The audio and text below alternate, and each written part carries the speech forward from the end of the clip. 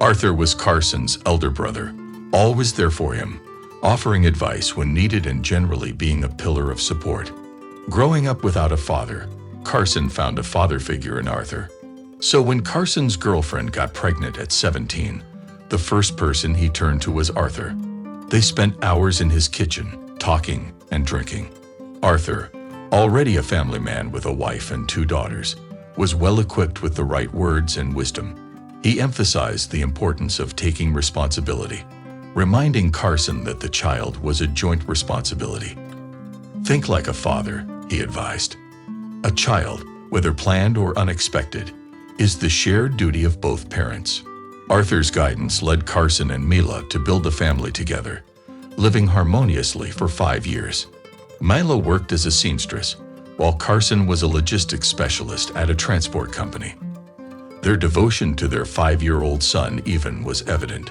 What once seemed daunting at 17 now felt indispensable, and they couldn't imagine life without their child. However, Arthur's life took a different turn.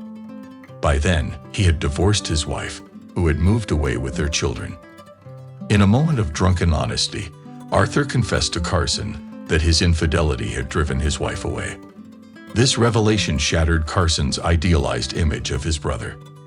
Furious, he jumped up from the table, repeatedly demanding, "How could you?" Arthur's regret was palpable as he admitted he had let his younger brother down. At that moment, Carson didn't fully grasp the depth of Arthur's words. He despised cheating, as their father had abandoned their mother while she was pregnant, not out of fear of responsibility, but because another woman awaited him with his child. This betrayal left their mother unable to form new relationships, profoundly affecting Carson. When he confided in his wife about the cause of Arthur's divorce, her reaction was peculiar. Carson anticipated that Mila would stand by him and denounce Arthur as a traitor, condemning his despicable behavior.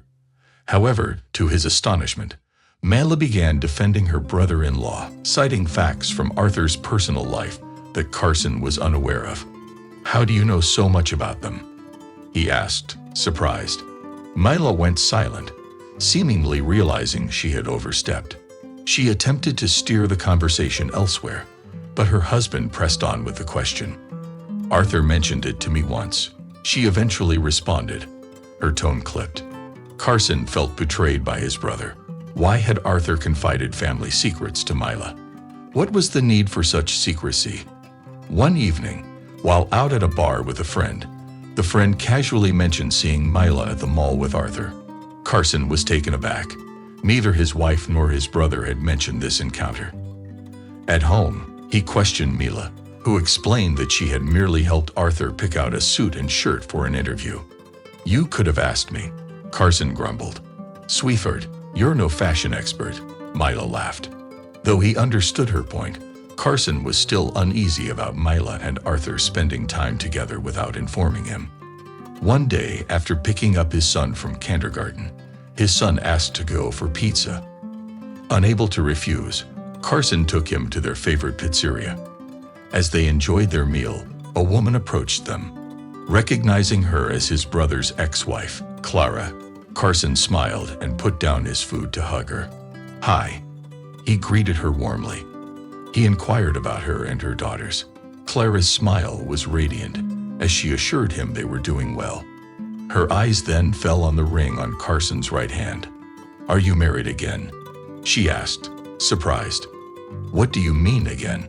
Carson was puzzled. Clara glanced at Evan, who was engrossed in his pizza and cartoons. She hesitated, then leaned closer to Carson and whispered, "So, you don't know anything?" "Apparently not," Carson muttered, still puzzled but sensing from Clara's tone that something was seriously wrong. "I should have told you myself. I knew I had to handle this," Clara snapped, suddenly furious.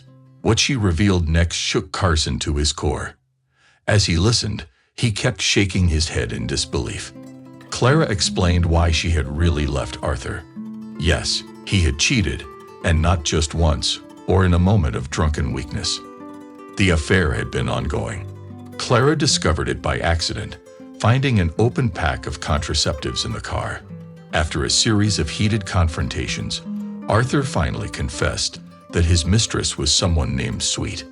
Initially, Clara had doubted his words, but then she saw their intimate photos, and all doubts vanished.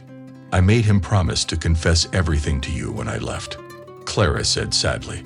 "But Arthur is a coward and a weakling." "How long? How many years?" Carson stammered, overwhelmed. 4 years. Clara's words sliced through his heart like a knife. Carson gripped the tabletop so tightly, his knuckles turned white. Clara patted his shoulder, trying to offer some comfort. She knew the pain Carson felt couldn't be soothed or suppressed. It had to be endured. They said their goodbyes, and Clara gave him her number just in case. Carson took Ivan to his mother's place, promising to take him to kindergarten in the morning, then headed home. His thoughts raced and then slowed, becoming thick and sluggish. He was torn about how to confront Mila. Should he burst in and start yelling, or try to have a calm conversation to resolve everything peacefully? He couldn't decide. Suddenly, he resolved to go to Arthur first. Arthur was home. Lights were on in his windows. Carson rang the bell insistently until the door finally swung open. My brother stood in the doorway, dripping wet with a towel around his waist. "Are you insane? What's going on?" he shouted. In that punch, Carson poured out all his resentment towards his father, the agony of his brother's betrayal, and the torment of his wife's infidelity. Arthur's eye quickly began to swell into a bruise. He understood why he was hit and didn't say a word. The betrayed husband turned and hurriedly ran out of the building. He sat in his car for a long time, gripping the steering wheel tightly, struggling to swallow the lump of bitter tears in his throat. When Carson finally arrived home, Mila had already received a call from Arthur, who told her that her husband had found out everything. Carson didn't need to do much to prompt a confession. Mila spilled it all on her own. "You can leave," Carson said firmly. "But know this, I will not give Ivan to you." Mila tried to argue, but he stood his ground, unyielding. She had to cry. After the divorce, the traitor moved out of her ex-husband's place. Arthur welcomed her with open arms. They lived together for many years until the truth surfaced again. Mila had another affair with a younger man. She had to move out of Arthur's home, renting an apartment with her lover and supporting them both, as her lover was still in university and couldn't provide for the family. Mila worked herself to the bone, taking on extra orders while her new roommate enjoyed partying with friends and staying out all night. It became too much for her to bear, and she eventually kicked the freeloading lover out. Carson knew his ex-wife lived alone. Ivan often visited his mother. From a happy family woman, she had turned into a lonely figure who drank in the evenings and choked on tears, reflecting on the misfortune that had befallen her. That's the story. Share your thoughts in the comments about this situation and the character's behavior. Thank you for listening to the end. Don't forget to subscribe to the Stories for You channel. Have a nice day.